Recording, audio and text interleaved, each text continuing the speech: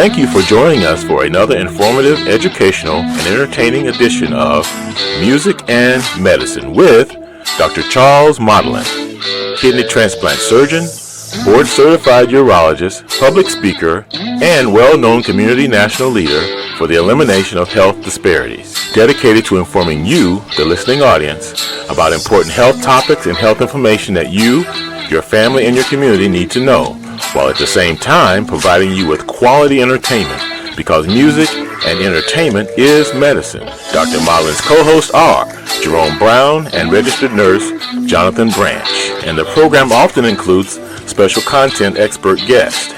So, without further ado, here is the host of the show, Dr. Charles Modlin.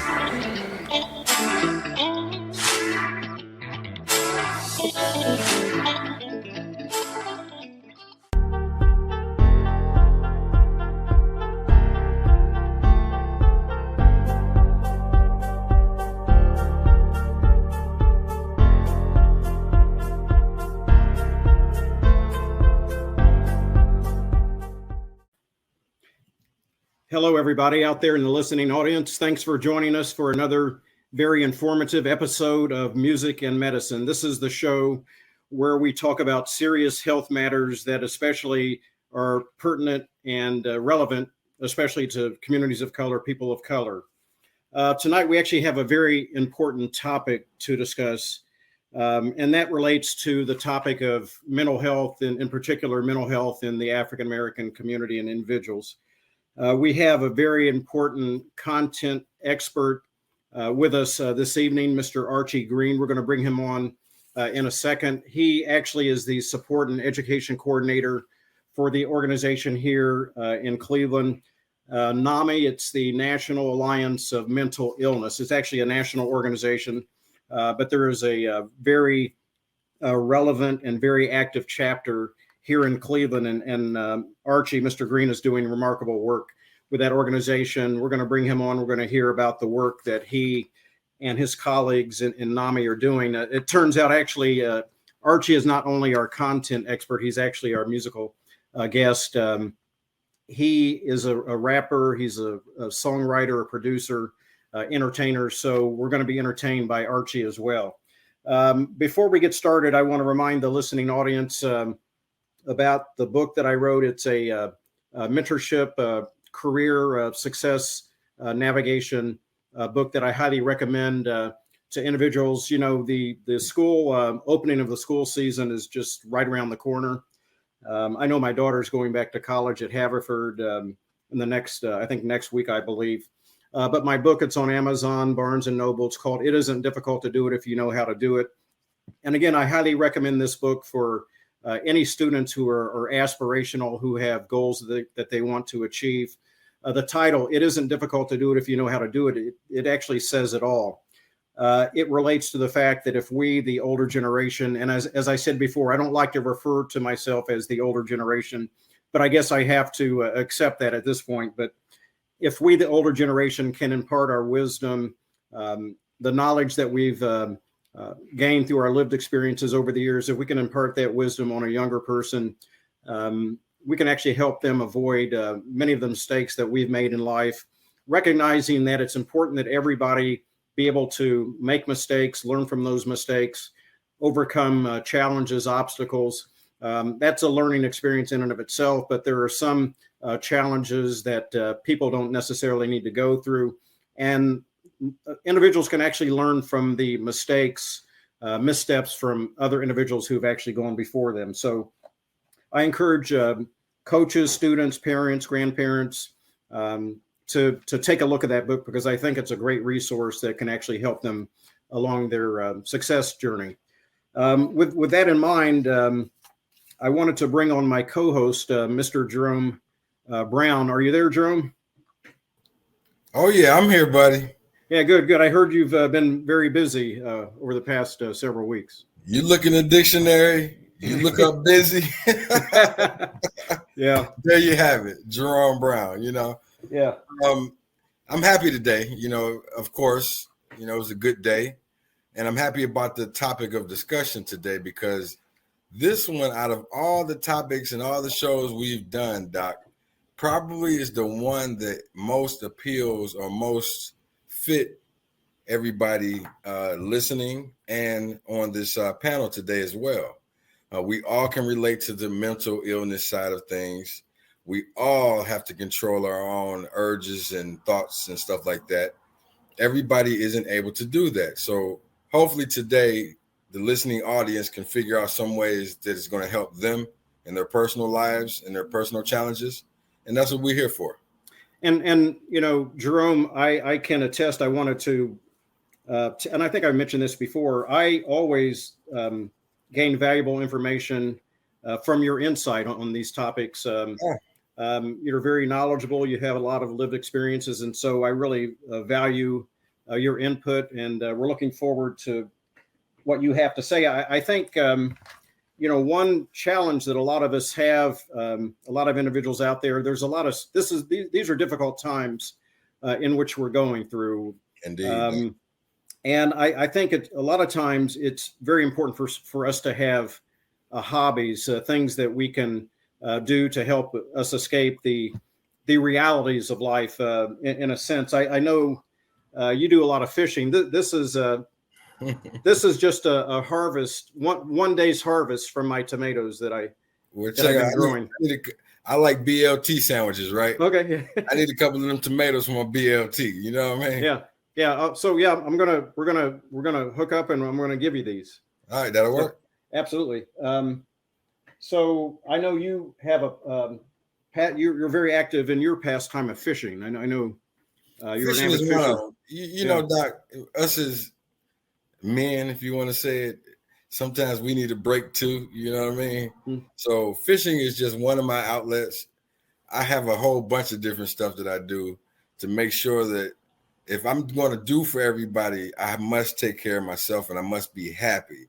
If I'm not happy, then when I do the work for others or my regular line of work, then it won't be as authentic, right, shall I say, so I make sure I take care of myself, which I encourage everybody. Don't ever be too busy to not take care of yourself and make yourself happy. Nobody else makes you happy. You make you happy. That's very profound, and that's great advice. So, as I said, we're gonna have Archie Green on. He's with the National Alliance for mental illness. And I actually recommend that everybody go to their website, NAMI Greater Cleveland. It's such a great resource, and there's so much information in terms of how individuals can get access to support services that they know. But I wanted to read a little bit about what they talk about on their website regarding Black African-American mental health. So just give me a minute here to read this, because I think it's very important. Then we're going to bring our guest on. So it says, what happens at the intersection of mental health and one's experience as a member of the Black community? While the experience of being Black in America varies tremendously, there are shared cultural factors that play a role in helping define mental health and supporting well-being, resiliency, and healing. Parts of this shared cultural experience, family connections, values, expression through spirituality or music, reliance on community and religious networks are enriching and can be great sources of strength and support. However, another part of this shared experience, being subject to racism, discrimination, and inequality, can significantly affect a person's mental health. Being treated or perceived as less than because of the color of your skin can be stressful and even traumatizing. Additionally, members of the Black community face structural challenges assessing the care and treatment that they need. And so they go on to talk about how African Americans have twice the incidence of mental health concerns, higher rates of anxiety, stress, depression. It says, despite the needs, only 1 in 3 Black adults with mental illness received treatment. And so there are a lot of disparities. A lot of the disparities are related to social determinants of health.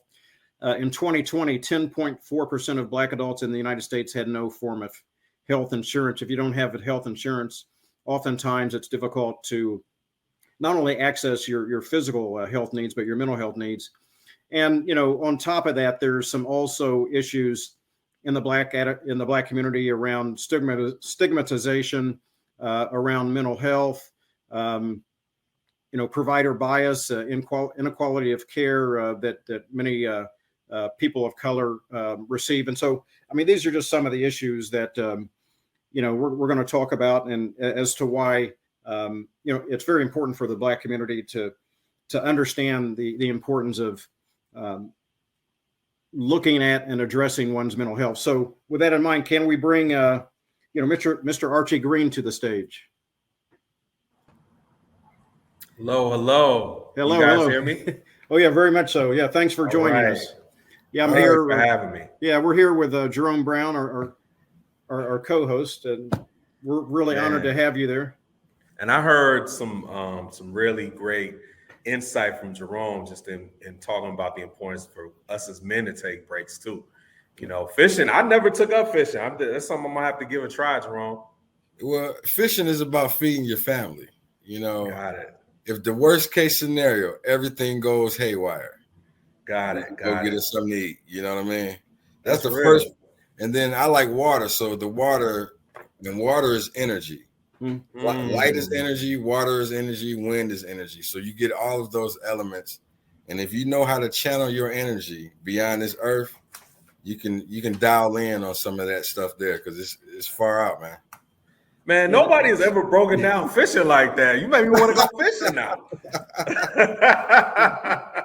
Yeah, it's therapeutic, bro. Yeah, I could tell.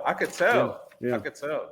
Yes. Yeah. So Archie, tell us a little bit about, your background, how you came about, getting involved in helping others with their mental health concerns. Just give us a little bit about background about yourself. Sure. So my story, as far as my background in mental health, started with my own lived experience. I had been experiencing depression for most of my life, undiagnosed. I didn't know it. I didn't know what depression was. I grew up in Cleveland by way of a small suburban town, Chagrin Falls. So I grew up, it's a predominantly white neighborhood. So, I was a token Black kid growing up, experienced a lot of racism, a lot of bias.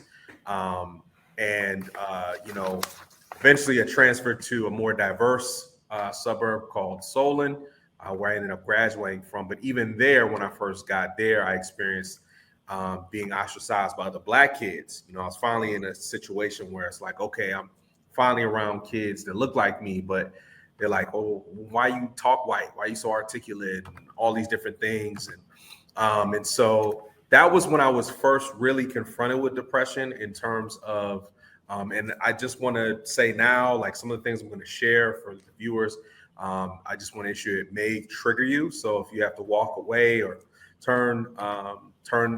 pause the video, please feel the need to do that. But it was at this time when I experienced some of the same issues in Solon. I've been doing music since I was 13 years old. So I was doing music, and I wrote a song about taking my own life, and this for me was a form of release therapy. Like at that time, I didn't know what therapy was, but I was like, this is what I feel. And so I just wanted to express myself. I didn't actually have a plan to take my own life. I didn't act on it. I never cut myself or anything of that nature, but it was a song. And I actually suppressed that memory for years until I started telling my story publicly about what had happened to me. I had a very low perception of self. There was a time, third grade, I was still at Chagrin Falls. I had that yearbook, and because of the way that others looked at me, and because I didn't really love myself the way I do now, I actually defamed my own face in the yearbook. I drew in permanent marker, I drew the devil's horns and the mustache and the beard on my own picture. That's how low I looked at myself at that time. And so, eventually I graduated from Solon, ended up going to Morehouse College down in Atlanta, came back home, was working at a bank, hated that job. I always wanted to be in the music. I always wanted to do that. So that definitely kind of contributed to me feeling low about life. But eventually I applied and got into a music business program at New York University. I got to NYU, changed my life, just loved being in New York and the experiences there. And then eventually after I graduated, I ended up having to come back home because I had 2 degrees, no job. So this was the lowest point in my life. I had 2 degrees, no job, had to move back home with my parents. I broke up with my then fiance, a woman I had been with for 5 years. And I just had to find a job. So at this point, I'm in Aurora, which, for those out of towners listening, it's about 45 minutes outside of downtown Cleveland. Finally did get a job. But at this time, because of how low, my life was, I was really experiencing a lot of alcoholism. I was drinking every day. I was smoking. I was engaging in some really toxic behavior. Eventually, and the thing about it is I had a lot of close calls. Looking back on how I was back then versus who I am and how I am now is like night and day. I was the kind of guy, I would, pregame at the crib, then go to somebody else's crib to link up, drink some more, hop in the whip, drive down to the event, drink some more, party, and then drive home. That was my norm. And I experienced, there were times where I'd be behind the wheel, I'd fall asleep, with my foot on the brake. Sometimes I fall asleep and, I'd bump into the car in front of me. The craziest thing that actually happened, and this was like, you really have a problem. But I still wasn't paying attention to my health, because again, I was depressed. I just wasn't loving myself. At one point I got so drunk that I pulled off on the Newburgh Heights exit coming back home from a party. And for those that don't know, the Newburgh Heights Police Department is right there. So I pull off and I fall asleep at the wheel, my foot on the brake. And I wake up to a knock on my window saying, sir, you fell asleep at the wheel, and the police station's right here. Again, I got another chance because he told me basically all I had to do was find someone to call someone to come pick me up. And I would come and get my car the next day, which ended up happening. I called one of my friends, picked me up 4 a.m., took me to his place, slept for 3 hours, took me back. Picked up my car, went home, changed, went to work. That was my daily. That was my everyday. Like I was really in the throes of depression. But what really triggered me into getting on this path, the traumatic experience that really confronted me with my depression, happened Thanksgiving of that year. So this was around Thanksgiving 2013. At this point, I had been home for probably about 3 or 4 months. And so I'm also Greek. I'm a member of Omega Psi Phi Fraternity Incorporated. Okay. And at this time, the bros hadn't seen me in a while since I had been back home. And so they were like, hey, bro, why don't you come down to the frat house, have a couple drinks, a couple laughs. So I came down to the frat house and, we have a liquor license, but, it is a frat house. So, when the bros is pouring up, you know what I'm saying? So I drank a lot. I drank far beyond what I should have. The first sign that there was serious issues was when I was backing out of the driveway, I backed into another brother's car, Oh, boy. So that was a sign like, this brother should not be driving. But because everybody was so lit, I ended up, pulling off. And on my way home, again, I'm driving towards Aurora from Cleveland. It's on 152nd St. Clair to Aurora. So I was about to hit 271 and I got pulled over. Somebody had called because I was swerving. I failed the field sobriety test, blew well above the limit. And I was placed in handcuffs and taken to jail. And, it was the worst night of my life. And I was crying my eyes out that night. I was thinking to myself, like, how did I end up here? A guy who grew up in a 2-parent home, a guy who was God-fearing, a guy who, got not only 1, but 2 degrees with honors. On paper, everything was beautiful. Like, you know what I'm saying? And so I'm crying my eyes out. I called my parents to come bail me out, which thankfully I had parents to call to come and bail me out. And, while I'm sitting in there in that jail cell, there was a voice that came to me. And the voice said two things to me. And this voice, you can call it God, you can call it, the Holy Spirit, the universe.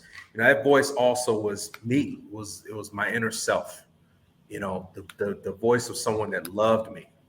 And that voice said two things. The first thing it said was to stop crying. The second thing that it said was they can trap your body, but they can't trap your mind. And I didn't understand how prophetic that statement was until years later, with the work that I'm doing now.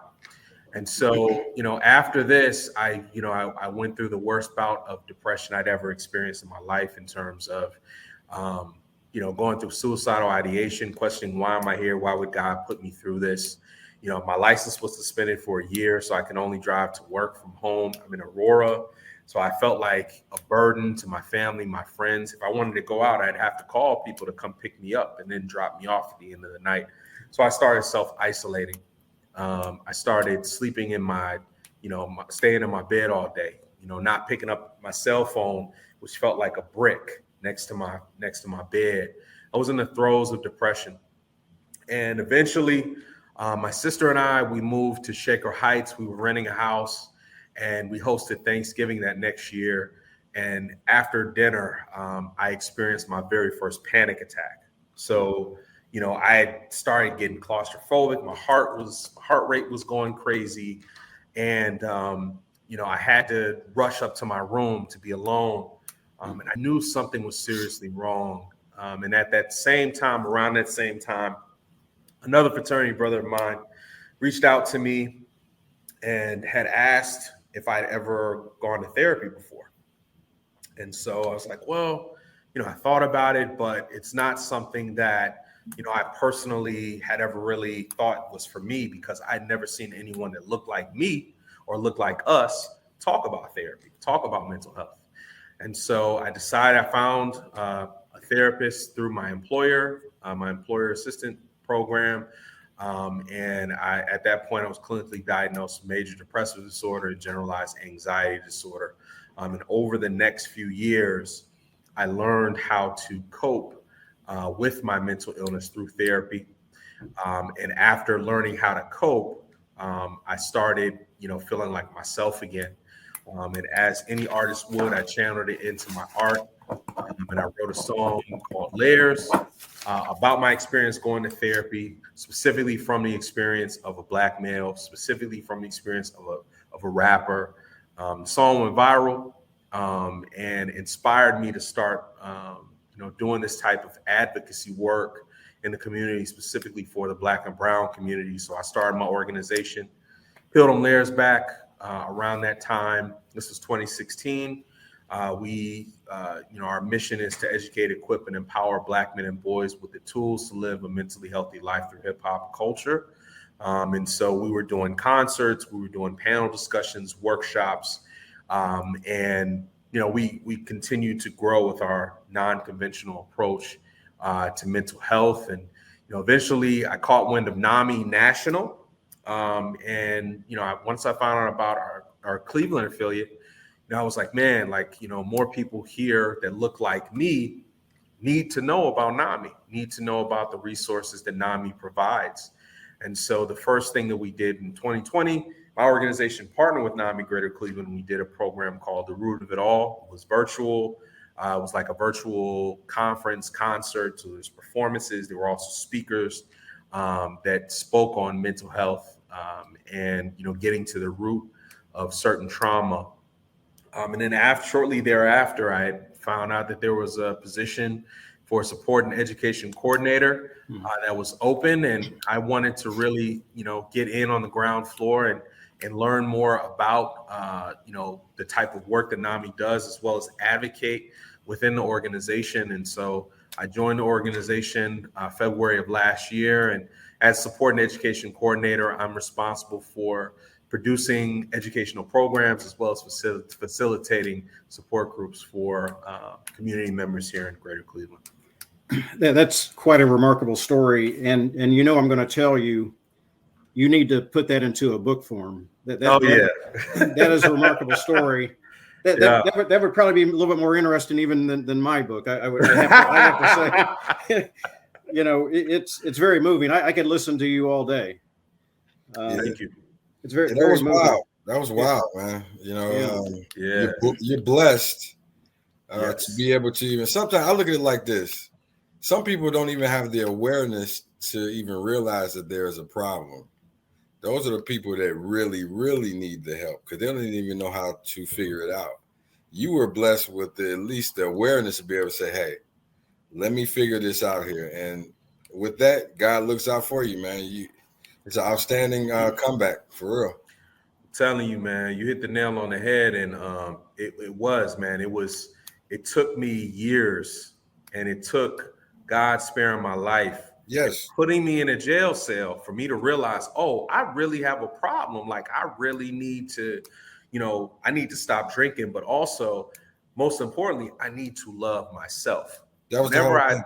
Whenever I tell my story, I always tell people this is not a story of trauma, it's a story of triumph because I'm still here. I love myself enough to wake up and keep going. You know what I'm saying? And so, yeah, man, it was, and that's the thing, sometimes like, life is the best teacher. That's what they say. Life is the best teacher, and life definitely taught me. Yeah. But I'll say also somebody who has been through it, such as yourself. I mean, you've experienced all this, and you have even a greater potential than a physician, perhaps even a psychiatrist, behavioral health, or mental health, trained psychiatrist or psychologist, to be able to have a positive impact and be influential in terms of encouraging others to address their own mental health concerns or to admit, like Jerome said, to admit that they have a problem. Yes. You as an advisor, a counselor, providing guidance to individuals out there.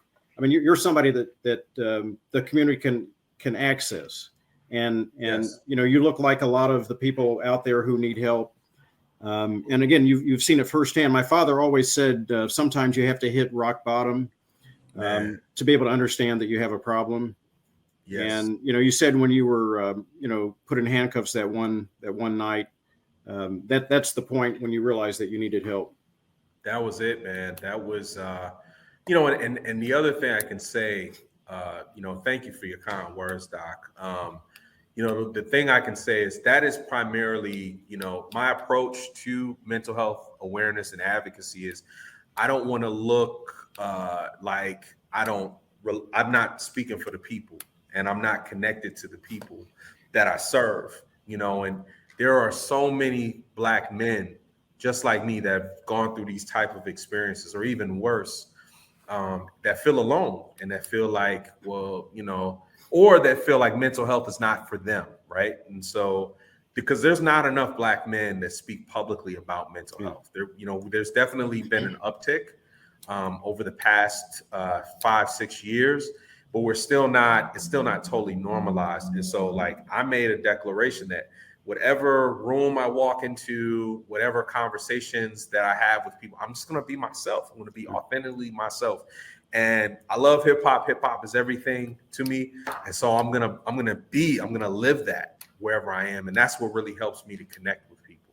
And so, with that in mind, I'll just say one thing, the leading cause of death in individuals ages 15 to 45 now is fentanyl overdosage. And so it's even getting more dangerous out there, more so than just, alcohol or alcoholism, which is very dangerous in and of itself. But it's also magnified now by a lot of these designer drugs that are out there in the streets.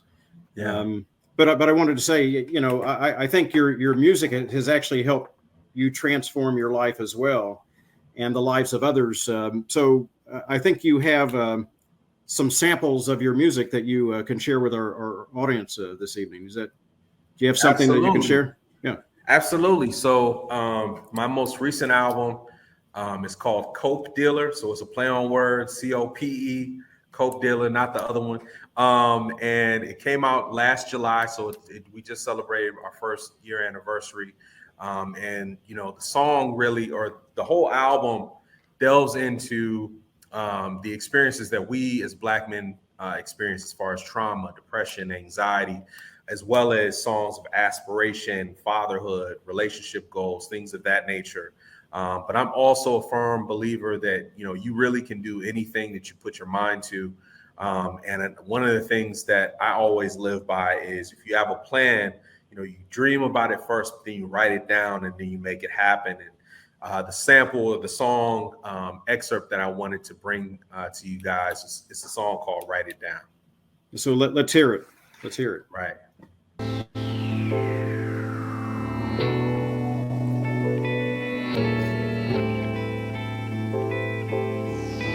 Class is the life. Write it down. Watch it come around. What you know about dreams? What you know about it? Couldn't picture an ill life fulfilled without them. Only reason I still write to build a palace. My art is more than some still life. I'm moving mountains. Stuck in my youth, I guess I found a fountain. Chasing dreams, any means, you can call him Malcolm. He was born in the land, raised in the falls. A black sheep amongst wolves, but he's standing tall. Remember Michael Jackson posters on the wall. Moonwalking every wooden floor up in the halls. Audition talent shows, waiting for the calls. Nerves going hammer pants, had me by the balls. Began rapping so the beats never had a pause. All our hearts beating, but some of us don't have a pulse. Took the blinders off, amazing grace. God done signed my name in a major way. Write it down, write it down, write it down, write it down, write it down, write it down, write it down, write it down. Now watch it come around. Yeah, watch it come around. Write it down, write it down, write it down, write it down, write it down, write it down, write it down. Now watch it come around. Yeah, man. Okay. You're Write muted, it down. Doc. You're muted. Okay, yeah, thank you. So yeah, no, I was just saying that's fantastic. Makes you want to move. It's got a great Yes. beat. Thank you. So Appreciate that. When I operate in the operating room, I love to listen to music. That's something I can listen to. Oh man, Yeah, that's a good soundtrack for you. Yeah. Next time you're in the operating room, that's a good soundtrack right there. So where can we get that? Where can your audience pick that up? So the Cope Dealer that album is available on all streaming services. So you can find it on Spotify, Tidal, Apple Music, on SoundCloud. And that song is called Write It Down. The whole project, like I said before, it serves as not just a project to listen to where you learn about, or you hear from the different experiences that we as Black men face in terms of the trauma, depression, but also how to cope with that, how to work through those things through this song. And it actually, served as a backdrop for a program that my nonprofit just launched with the same name, the Cope Dealer Initiative. Jerome, this guy's brilliant. Oh yeah, He's brilliant. You know what I like? You represent the kid that's in the suburb, the African American kid that's in the suburb that doesn't have anybody. Currently, there's kids just like you, young Archies, that are sitting in their room right now. They're facing racism. They're facing being judged from their own peers that's there.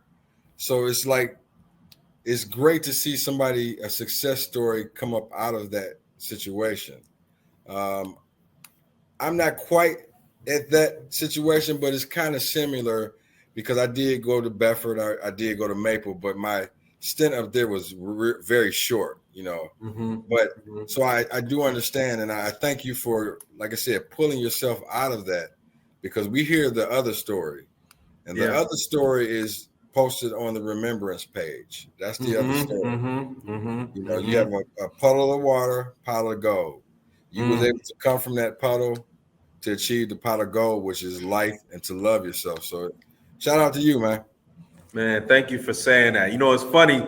One of my first rap names was Burbs because I was from the suburbs. Exactly. And eventually I decided to just go by my government name. But you're absolutely right, man. And that was when I first started rapping. that was one of the biggest, chips on my shoulder, was because I wasn't, at that time I started rapping. Granted, I've been rapping over 20 years. At that time, it was like you weren't hearing about any rappers from the suburbs. If you ain't had no street cred, if you hadn't, been in the street, it was like, and then when Kanye came out, then it was like, okay, like I can actually rap from my perspective, and kind of be myself, in this thing. And, but yeah, man, I try my best to be a reflection, and, the whole gamut, man. I was a Jack and Jill kid, all of that. Like I grew up, upper middle class, everything. But at the same time, I experienced real trauma, in where I grew up too. Jerome, you brought something up very, very important. Yeah. That I've noticed, and oftentimes these black kids, brown kids out in the burbs it's the falsehood is that a lot of people think that they don't have any needs, that they're rich, they're wealthy, they have everything, all the needs, they're not going hungry. There are a lot of, and again, rightly so, there are a lot of foundations that want to focus in on just, the inner city kids, or predominantly the inner city kids. But we have to stop and realize there are black and brown kids out there in the suburbs, both male and females, that have been forgotten. They have needs also. Yes, you can't just assume that they're wealthy and being taken care of, because that's not the case. I want you guys to envision something. You have a brick apartment building in the projects. You have a child in the room, okay? In the room, all right? You have a $500,000 home in Solon, okay? It looks beautiful outside. But if you zero in, there's still a child in the same type of room. Once you close that door to that room, that child is isolated in both situations. That's where the mental problem is, because once that door is closed, he or she tunes into what's on TV, what the game is. It doesn't matter what's outside. Johnny out in Solon don't know that his house has a $25,000 roof on it. It doesn't matter to him. He is in his room. And if you don't make that household healthy, that room can be his tomb in a sense, so. Yeah, very much. And a lot of times, like Archie said, I mean, you're made to believe that you're an oddball, not a lot of people, look like you who are around you. And that can affect your self-esteem, makes you start doubting yourself, not loving yourself, hating yourself. Yeah. And that's a vicious spiral. It's very difficult how to climb out of it. And to that point, Archie, I know that you've developed a specific 8-week program where you're addressing a lot of these mental health needs of especially Black boys. Can you tell us a little bit about that particular program? Sure. Yeah. So the album Coke Dealer actually is the foundational piece for a 10-week program of the same name, Coke Dealer Initiative. We launched it in November of last year. We ended up partnering with Theodore Roosevelt High School in Kent, Ohio, where we got 8 young men, Black males, to participate in this program. And over the course of the 10 weeks, we had 2 different types of sessions with them. One that would happen during the school day, where they would meet with a Coke Dealer facilitator. And the other one was their creative, Coke Dealer sessions, where I would come in and, help them on, expressing themselves creatively based on what they've learned. And so our Coke Dealer facilitator was an African-American male licensed social worker. So someone who, has the licensure to address, and to offer any type of prevention for mental health services for these youth. There was some things that happened during our program the first day, actually. And again, it showed that we were at the right place at the right time. One of our students had actually brought an unloaded pellet gun to school. And so before our program even started, he was arrested in front of his classmates by 2 uniformed SWAT Caucasian officers. And so imagine being in that situation, the thoughts that might be racing through your head, and not being able to talk to anyone about it, or not being able to relate to anyone. Well, because our facilitator was there, he was able to snap into social worker mode to have a conversation and intervention with these young men at this very moment, to help them process what they just experienced. You know, the type of traumatic occurrences that happen every day for Black men, to see it like with one of your classmates. And then conversely, at the end of the program, you know, our boys were accused of stealing a wallet by, you know, one of the school principals, a police officer. You know, of course, you know, the actual, you know, theft was a prank. You know, the wallet wasn't even near where we had been meeting as a group. And at the end of this program, conversely, from the beginning, you know, in the beginning, these boys were like, you know, some were numb to it, you know, experiencing one of their friends being arrested. Some of them were angry. And at the end, you know, the way they addressed the police officer, you know, saying that they didn't feel served or protected, they were very diplomatic about their approach, respectful with their approach. And when our facilitator asked them, you know, how you guys feeling? How are we feeling about everything? They said, you know, we really believe we handled it better this time than the last time. So this program not only, you know, helps these young men through coping with anxiety, coping with depression, offering practical coping mechanisms through this core curriculum. You know, we also address dismantling white supremacy and preach the importance of self-love and looking at yourself as a king. And so, you know, we're respectful to whoever we talk to, and understand when things are wrong, when a police officer is in the wrong, to respectfully tell him so.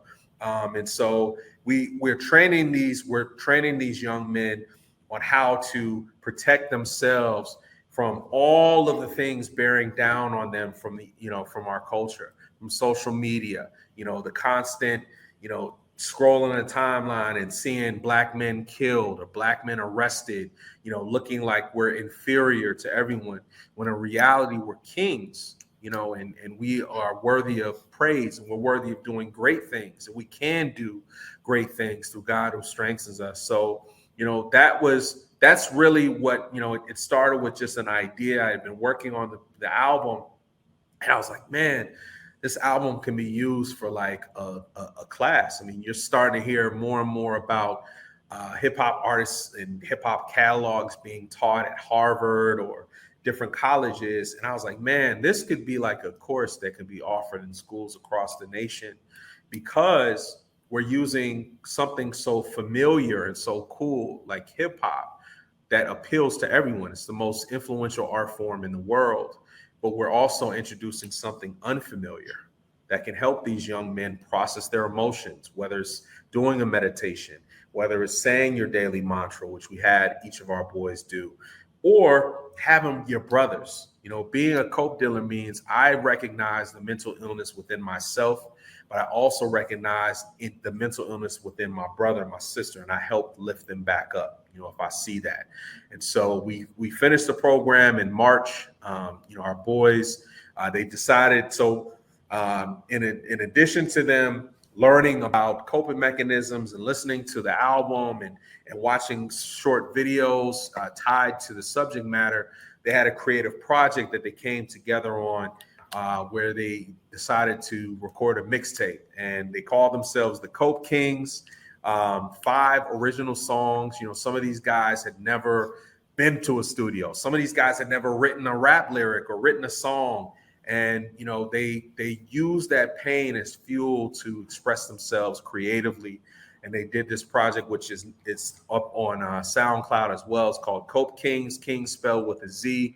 And then they also designed their own T-shirts. So the program is not just an educational program, not just a mental health program. It is also a creative incubator. So we're also teaching these young men how to get money, like how to make a living, you know, and not just on stage, but how to become a graphic designer, how to book a show, how to be a manager. So we're also, you know, they walked away, you know, they ended up performing at the Kent State Juneteenth Jubilee. It was their first public performance together. And we had their T-shirts at our vendor table. And I told these guys, I was like, look, like whatever T-shirts you sell, you pocket that money. That's your money. So these young men is walking up to total strangers with T-shirts in hand. Hey, we got these T-shirts we designed. It was so inspiring to see them like lit up, you know, and selling and moving something that they created, you know, and so we're changing lives, but we're also showing them the possibilities. I'll tell you what, I mean, Jerome, I personally would like to meet these young men. I would like to contribute, sponsor, you know, your program, but I would also like to contribute in terms of being able to speak with these young men about important health matters, inform them about, you know, what type of health screenings they need to get at what age. We have to start educating these young men at early ages so that when they reach a certain age, they're going to know at what age they need to get screened for prostate cancer, at what age they're at most risk for developing testicular cancer, and need to be performing that self-testicular examination. They're going to know about what is a normal blood pressure. I mean, these are all very important things. And you're teaching them about the importance of stress reduction and how to mitigate that. And, you know, we all know that long-term stress, anxiety, depression can actually translate into physical manifestations of disease. So, you know, I'm going to be a supporter of your program. I'd like to participate any way I can. I would actually like to encourage the listening audience out there. We're going to rebroadcast this. It's going to be up on Facebook Live, LinkedIn Live, YouTube Live. But I would encourage you out there in the listening audience to encourage your network, your colleagues, your friends, your families to find this program even after it's broadcast live. Click on it because there's so much important information to connect that actually is transforming. You're transforming the lives of these people that you're laying hands on. You actually found your mission in life, and not everybody has an opportunity to do that. This is your calling. This is your calling, and I really appreciate what you're doing. So I think you have another piece of music that we might be able to hear. Is that right? Sure. Yeah. So this is actually, and thank you again, Dr. Modlin, Jerome, for having me on the show. You know, it's an honor. You're a legend. You're a Cleveland legend. So to be on this forum with you, to have this conversation is an honor to be here. So I'm grateful. But yeah, this next song, it's actually a music video. The song is called Precious Metal. And, the concept behind the song, it's primarily tied to dismantling white supremacy. Precious metal being, the precious cargo, the precious metal that our ancestors were when we were, wrongfully taken from our homes and brought here to this country, and how we continue to be mistreated in this country. And when I wrote this song, when I put this video together, this wasn't really for us and us speaking for Black folk. This was for so-called allies. This was written around the time where the Black Lives Matter thing was happening. You saw more and more companies and white friends that would say Black Lives Matter and get the bumper stickers and all of that. And it's like, this was like, if you're truly an ally, then when we're not around, when we're not in the room, are you still saying Black Lives Matter? Are you still calling out any type of racist rhetoric or anything that might be out there? And so this song is basically about the continued injustice for our Black brothers and sisters and praying for a solution. But we can't just do it on our own. We need our allies to help us out. So this is called Precious Metal. Thank you.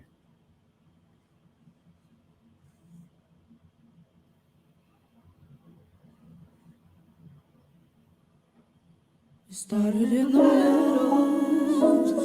We were born kings and queens, impaled by the devils. Chains upon our lives and our dreams. Our lives are precious metal. Look at all the joy we bring. As we're in the middle. Don't own a damn thing. Seems all he own is sorrow. No brighter tomorrows. All he wants is to own a piece of pieces borrowed. You know the story. Black boys shot, either killed by vigilantes or even worse, cops. Petition for arrest, finally brought to trial. Conviction overruled, we live in denial. Sometimes I wonder why we even protest. A black so beautiful porcelain grotesque. In the middle, we were born kings and queens, and battled by by the devil. Chains upon our lives and our dreams. Our lives are precious metal. Look at all the joy we bring. Now we're in the middle. Don't own a damn thing. Seems all she own is sorrow. No brighter tomorrows. All she want is to own a piece of pieces borrowed. You know the story. Black girl shot, either killed by vigilantes or even worse, cops.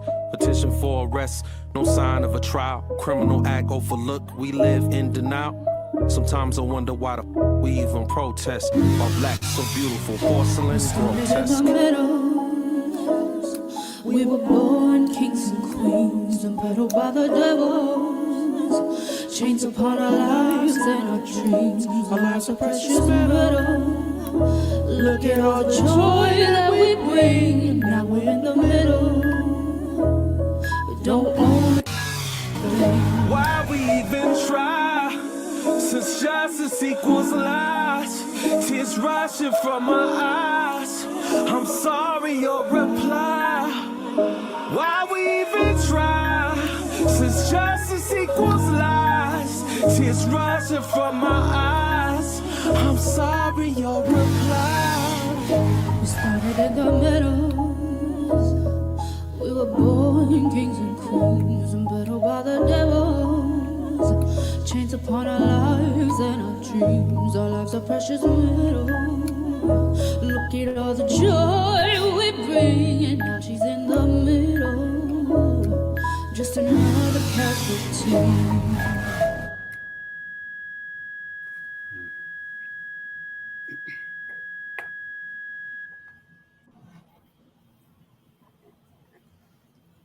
Wow. Yeah.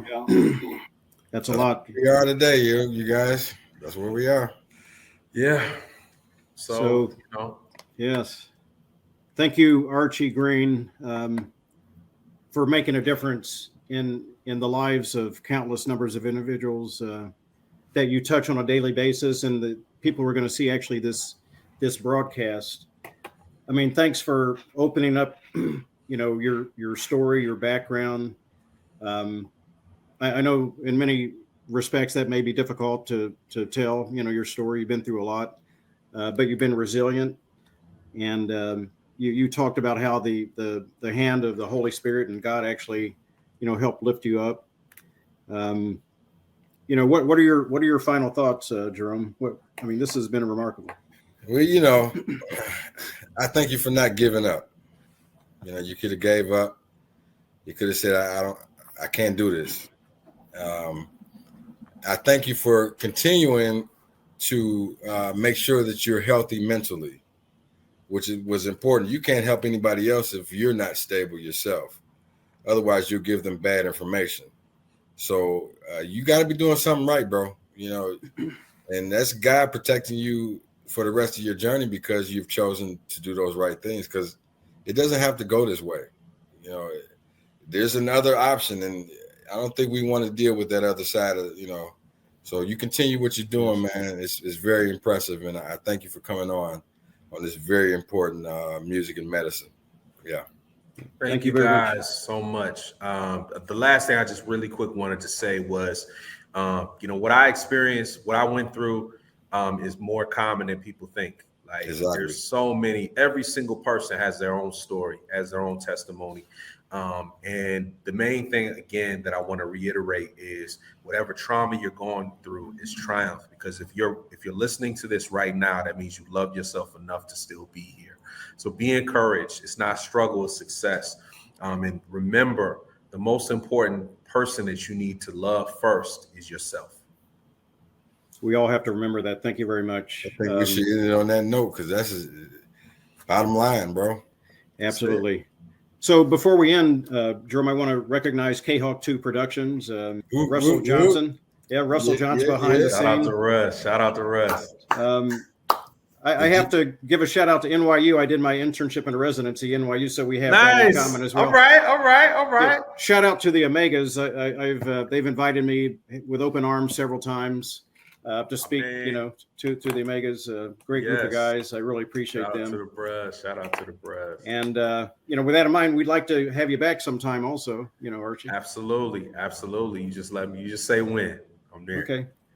So thanks everybody for joining us. Again, it's been a very special episode of Music and Medicine, and stay tuned for the next rendition. So thanks for having us, and to your homes. Thank you. Nice. Thank you. Blessings.